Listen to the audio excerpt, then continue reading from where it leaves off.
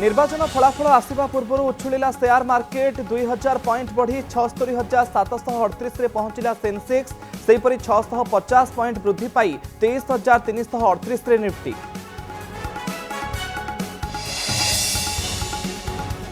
कुआड़े गले कालीमेलार डाक्तर अम्लान भोई सुरक्षित फेराई आने जिलापाल और एसपी द्वारस्थ हेले परिवार लोक। अपहरण अभियोग पर क्वार्टर बाहर मिलता माओ पोस्टर।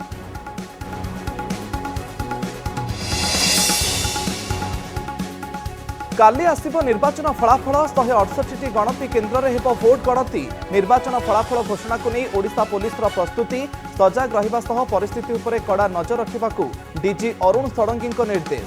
नियोजित हेबे स्वतंत्र पुलिस फोर्स। स्ट्रंग रूम सुरक्षा चिंता संध्यारू पुलिस छाउनी रहिबो भुवनेश्वर बीजेपी कॉलेज सेपटे नीलगिरी रे स्ट्रंग रूम सीसीटीवी बंद नहीं उत्तेजना।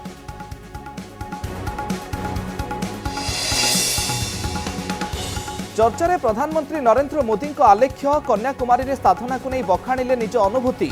आगामी 25 वर्ष देश और देशवासी उन्नति पर संकल्प।